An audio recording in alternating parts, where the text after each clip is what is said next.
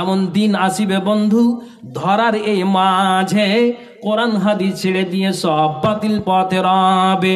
ফকির মিসকিন দরিদ্র কেউ না রবে, পাগল হয়ে মানুষেরা ছুটাছুটি যাবে।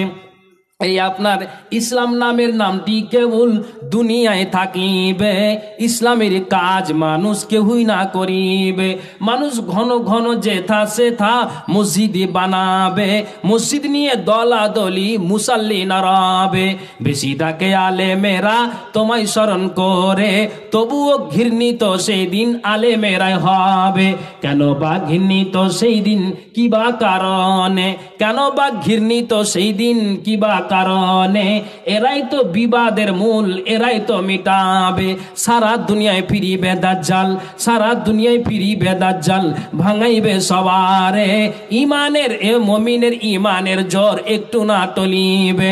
দুনিয়া ফিরিয়ে দাজ্জাল শেষে কাবা ঘরে, দুনিয়া ফিরিয়ে দাজ্জাল শেষে কাবা ঘরে।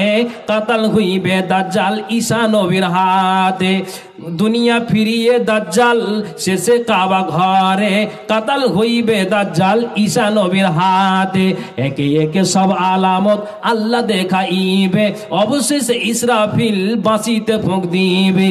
নবীর ফরমান যেন হাদিসে তা বলে। ভাইজান, এমন দিন আর সময় আসবে না ইসলাম থাকবে, ইসলাম নাম থাকবে, ইসলামের কাজ থাকবে না, কোরআন থাকবে, কোরআনের লোক থাকবে না। আপনি বলুন এই ভালোবাসাটা কখন আপনার অন্তরে আমার অন্তরে আসবে? আপনি এটা চিন্তা করে চলুন। ভাই শেষে একটা কথা বলবো, আপনারা বিরক্ত হবেন না। 10:15 পর্যন্ত আমার সময়।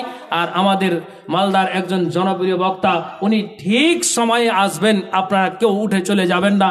এটা মাদ্রাসার কেন্দ্র করে জালসাটা আপনার আয়োজন করা হয়েছে। জালসার জন্য বড় একটা মেহনত লেগেছে, বা মেহনত করে আজকে দিনটা এলাকাবাসী একডালার মানুষ তারা পেয়েছে। আমি আপনাকে শেষে একটা কথা বলবো, আওতাসের যুদ্ধতে আপনার জন্য একজন ব্যক্তি আপনার ওই ঠিকই যেন কি করলো, ইসলাম গ্রহণ করে আপনার ওই যুদ্ধ তো শরিক হয়েছে। তখন আল্লাহ পাক রাসূল বললেন, এই বেদুইনটাকে, একজন বেদুইন যে মুসলমান হয়েছে, তো একেও তোমরা গানিমাতের মালটাকে তোমরা ভাগ দিও। কেন? আমি নবী মোহাম্মদ বলে গেলাম। তখন সাহাবীরা কি করলেন, ওই গানিমাতের মালগুলোকে বন্টন করতে করতে তার জন্য দিয়েছে। তার হাতে যখন মালটা এসেছে, এই মালকে নিয়ে আল্লাহ পাক রাসূলের দরবারে হাজির হয়েছেন। বলছেন, আল্লাহ পাক রাসূল, আপনি এই গানিমাতের মালকে আমার জন্য দিলেন কেন? আমি এই গানিমাতের মালটা চাইছি না। বলছে কেন? বলছে সারা দুনিয়ার মানুষ, জাহানের মানুষ, একডালার মানুষ, সম্বলপুরের মানুষ, পলাশপুরের মানুষ, এরা বলবে কি যে মুসলমান হয়েছে তো মালের লোভেই মুসলমান হয়েছে, আমি এ মাল চাই না। কি চাও তুমি? তখন কত একটা সুন্দর জ্ঞানের কথা বলছেন, তো একটা কথা শুনে নেন। বলছেন, নবীজি গো, আমি মাল চাই না, দুনিয়ার মানুষের কাছে মাল নিয়ে বদনাম আমি চাই না। কি চাই নবীজি গো? আপনি একটু দোয়া করে দিন, এরপরে কোনো একটা যুদ্ধ আসতে গেলে যুদ্ধতে নামবো, একটা অমুসলিম আমার গায়ে তীর মারবে, আর ওই তীরটা লেগে যাবে, আর ওই তীরের আঘাতকে আমি জমিনে পড়ে যাব।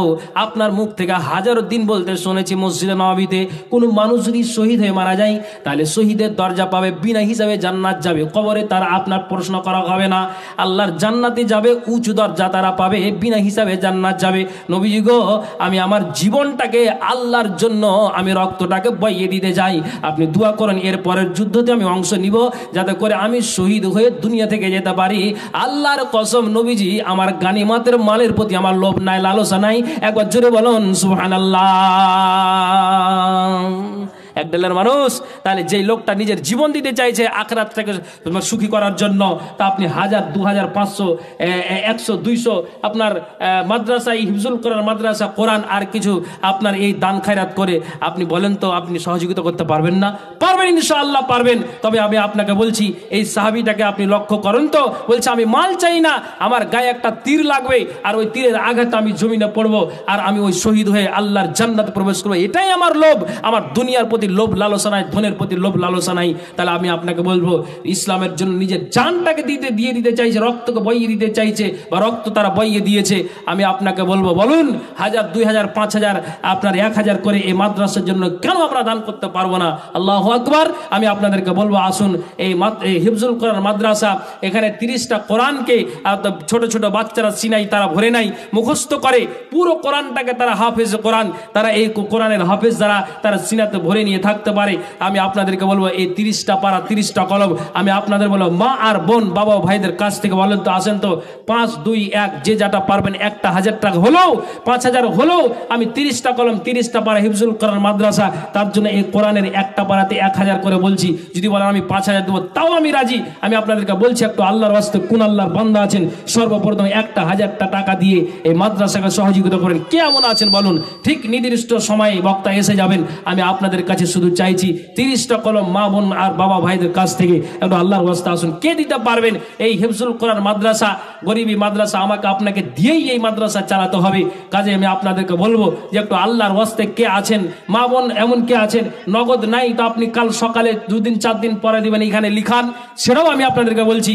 যেই ব্যক্তি জিহাদের ময়দানে নিজে জানকে বই দিতে আলহামদুলিল্লাহ একটা 1000 টাকা পেলাম, আরো 29টা কলম বাকি আছে। আমি মা বোনদেরকে বলবো যে কেউ আছেন কি একটা 1000 টাকা দেনেওয়ালা? একটা 1000 টাকা দেনেওয়ালা এই মাদ্রাসার জন্য কে আছেন? মায়েরা একটু হাতের ইশারা করবেন, আমি দিচ্ছি। একটা মাসের টাকা আপনারা দিন। অবশ্যই এটা আপনাদের জন্য আমি খাস করে দোয়া করব। যেখানেই যাব আপনাদের জন্য একটা খাস করে দোয়া করব।